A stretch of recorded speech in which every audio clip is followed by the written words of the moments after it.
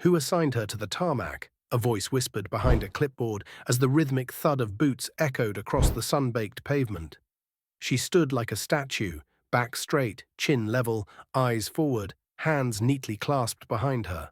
Behind her, the enormous grey silhouettes of military aircraft loomed under the hot sky. Ahead, a retired general in a full decorated uniform approached slowly, relying on a wooden cane as he scanned the line of personnel. His gaze swept past each airman until it landed on her and froze. His next step faltered.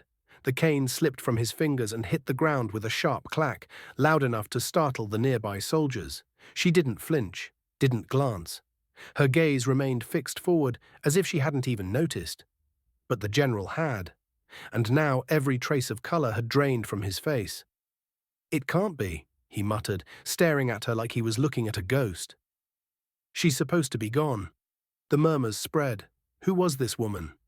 She'd only been assigned that morning, just another name in a rotation. No one had paid attention. Until now. The general, shaking, called out, "What's your name, officer?" Finally she turned. Her voice was composed, perfectly steady. "Lieutenant Commander Hannah Lee, sir." He recoiled as if the name had struck him. The air turned heavy. The cane on the ground lay untouched. Around them, soldiers slowed their pace. Some even stopped entirely, because everyone had heard of Archon Base, and everyone had heard that no one made it out. The general's voice cracked. "You trained under Colton."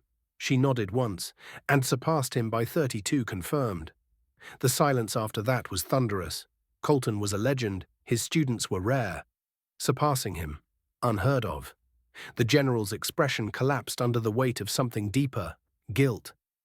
"They told me you didn't make it. We filed the paperwork. I signed your death report myself." She held his gaze. "Then you signed it too soon." The moment hung in the air like smoke. The others around them had stopped pretending not to listen. Even the airfield, with all its roar and motion, seemed to pause. Because this wasn't just a survivor. She wasn't someone who got lucky. She was someone who had been written off. Buried under red tape, lost in a report. And now, without warning or announcement, she was back. Stationed like nothing had ever happened, in the open, wearing a uniform she was never supposed to put on again. The general's voice dropped. "What are you doing here?" She replied, "Waiting." "For what?" he asked. She looked at him and said, "You." His throat tightened. There were orders he'd given, truths he'd hidden, lives he'd accepted as collateral. But hers was the one face he couldn't forget. The soldier they lost, or left behind. But she hadn't come back for revenge. Her presence was the revenge. She didn't raise her voice, didn't accuse him. She simply stood where she was supposed to, where they said she'd never be again. "Sir, is there a problem?" a young captain asked, stepping closer. The general shook his head slowly. "No, Captain. There's no problem."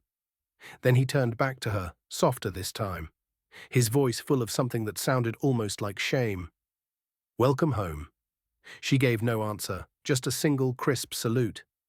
Then she turned back to her post, unmoved, unshaken, as if the past hadn't just walked up and tried to apologize.